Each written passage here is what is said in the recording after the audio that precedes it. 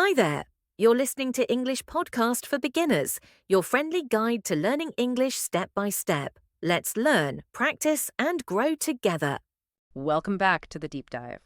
Okay, so if you speak English, or maybe if you're trying to push past that B level, you know, the one where the grammar's okay, but conversations still feel a bit stiff. Well, this deep dive is definitely for you. We're going right into the kind of language native speakers use every single day, the words, the rhythms that just instantly signal confidence.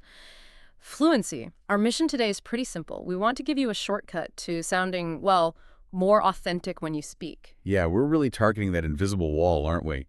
You might know thousands of words, literally 5,000 words, but if you're still piecing sentences together like you're reading off a page, subject, verb, object, dot, repeat, you kind of miss the whole social vibe of the language. So we're pulling out let's call it the conversational architecture, the phrases you don't usually find in the textbooks. The goal is helping you sound less like you're reciting and more like you're actually, in the conversation. Right. So we're looking at expressions that bring in that nuance, that flow. It's not always about having a bigger vocabulary pile. It's more about using the right expression at the right moment. Exactly. And the payoff, honestly, it's huge.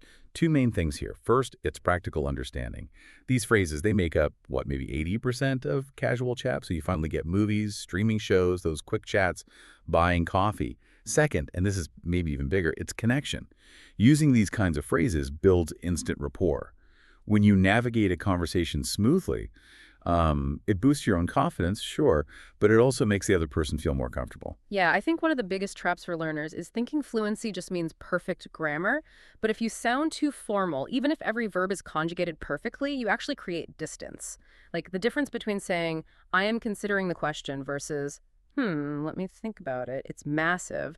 The second one just sounds human. It really does. It gives you that nuance instantly. It's the difference between just swapping information and actually having a real interaction. Now, for listeners who like things organized, we can actually break these expressions down, sort of into four main buckets. Oh, that's helpful. A framework. Okay, lay it on us. Right. We can think of it like this. First, you've got idiomatic phrases. These are the classic ones you can't figure out word by word, like spill the beans. Second, colloquial expressions. Basically, casual, everyday language, the stuff you use with friends. Third, and maybe most important for flow, conversational connectors. These link your ideas, help you switch topics, manage the whole back and forth. And fourth, softening and polite phrases. These are absolutely key for not sounding too blunt or, demanding, keeping things smooth and respectful. You know, that's a really good point. I sometimes worry learners focus too much on the complex idioms, the really colorful ones, when maybe the biggest impact comes from those connectors and softening phrases. They're the ones managing the actual relationship in the conversation, aren't they? I couldn't agree more. Idioms are fun, yeah, but the connectors and the softeners, they're the engine. They let you disagree politely, ask for a moment, give an opinion without, causing conversational whiplash. These are basically the social rules embedded in the language. Okay, that makes total sense. Right then, let's get practical. Let's dive into some specifics. We've got 7 really useful expressions here, ones native speakers use all the time. Things you can start using, today. Where should we start? Maybe with ones for showing sincerity or introducing a strong opinion carefully. Perfect. Let's kick off with, to be honest. Now, on the surface, yeah, it just means I'm telling the truth. But its social job is usually, deeper than that. It often signals you're about to say something maybe a little critical or a different opinion, and you want to cushion it with that sincerity. Ah, right. So it's not just filler. It's like a little warning flag. For example, you might say, to be honest, I'm not sure the new marketing plan is quite hitting the mark yet. You use that phrase to kind of prepare them for the slightly negative news. Okay. What about when you've had a long chat, lots of points, and you need to bring it all together? Land the final conclusion. Right. For that, you'd probably use at the end of the day. It's a really strong summarizing phrase. It basically means, look, we've considered everything, the details, the budgets, the arguments, all of it. But this is the most important final point. We argued for 2 hours about both software options. But at the end of the day, we just need the one the team finds easiest to use. See? It cuts through the noise. Got it. Now, what about showing you understand someone, even if you maybe don't fully agree with their idea? A key connector, right? Oh, absolutely essential. I see what you mean. This is brilliant because you're not just vaguely nodding, you're actively confirming you understand their perspective. That keeps the trust going. Yeah. You could say something like, okay, I see what you mean about the higher cost, but I still think the durability is more important long term. You validated their point without giving up your own. Nice. Okay, shifting to those softening phrases. Let's say someone puts you on the spot, asks you to decide something quickly. An offer, maybe, or a meeting time. You shouldn't just say no. A better way. Definitely, let me think about it. It's polite, it's professional. Crucially, it buys you time without being abrupt. And sticking with that politeness theme, when you need to signal disagreement or just some hesitation, which is a vital skill you can lean on, I'm not sure about that. Huh. But here's the nuance. The intonation is everything. If you say it flat, I'm not sure about that. It sounds like, nope, I disagree, end of story. But if you say it with a slight upward inflection at the end, I'm not sure about that, it signals more like, I'm hesitant, maybe tell me more. That's brilliant advice. The tune carries half the meaning there. Okay, speaking of smoothing things over, what if someone makes a tiny mistake? Spills a bit of water, apologizes profusely. How do you downplay it? Easy one. It's not a big deal. Very colloquial. Instantly relaxes the situation. Your colleague drops a pen near your foot, looks horrified. Hey, relax, it's not a big deal. Just lowers the tension immediately. Good one. And finally, let's say someone explains something complicated, a process, a theory, and it clicks for you. You understand the logic. What do you say? You probably just say, that makes sense. It's clean, it's efficient, shows you followed their reasoning, and you accept it logically. Okay, so there we have it. 7 really practical, high-impact tools you can start weaving into your conversations this week.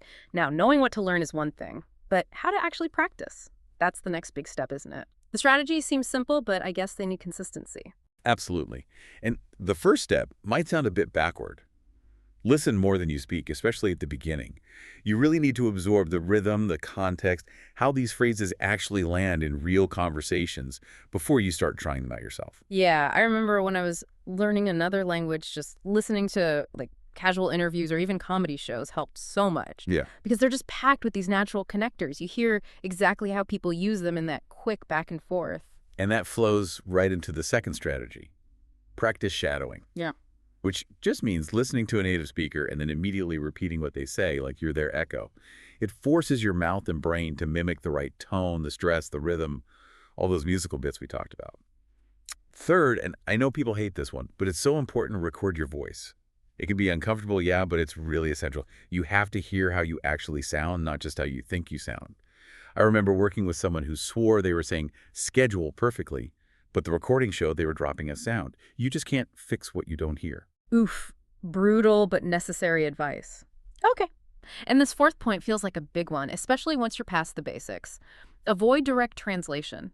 You're mentally translating, I see what you mean, word for word from your first language every time. Well, you're just slowing yourself down, right? And you'll probably default back to those more rigid textbook phrases. You have to start thinking in English structure. 100%. And the last point kind of pulls it all together. Use stress and intonation naturally, like we said with, I'm not sure about that. The melody, the music of the language is often doing more work than the individual words. Focus on, stretching the right vowels, sometimes dropping sounds like native speakers do, getting that natural ebb and flow of speed. Right. And if all this feels like, wow, that's a lot to remember, maybe the key takeaway is this.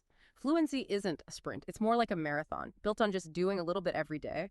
Consistency really is the secret sauce here. Just focus on making progress, not being perfect overnight. So just to recap this deep dive, we've talked about why moving past basic grammar to these more advanced natural expressions is so vital for real fluency. We broke them down into 4 useful types: connectors, softeners, idioms, and colloquialisms. We gave you 7 specific high-use examples to start practicing right away. And finally, those 5 key strategies for really nailing the sound and rhythm of native speech. Yeah, and if we pull back for a second, connected to the bigger idea, true fluency, it isn't just about how many words you know. It's about mastering the social contracts that are baked into the language, these connectors, these softeners. They're the invisible stuff that makes interactions work smoothly, which leads to a really interesting question for you to think about later. How does shifting from those stiff textbook phrases to these natural conversational connectors fundamentally change how native speakers perceive your confidence and, maybe just as importantly, how much they actually enjoy talking with you? That is a fantastic question to leave everyone with. Thank you so much for joining us on this deep dive into conversational connectors. We really hope these tools help speed up your journey towards truly confident, natural fluency.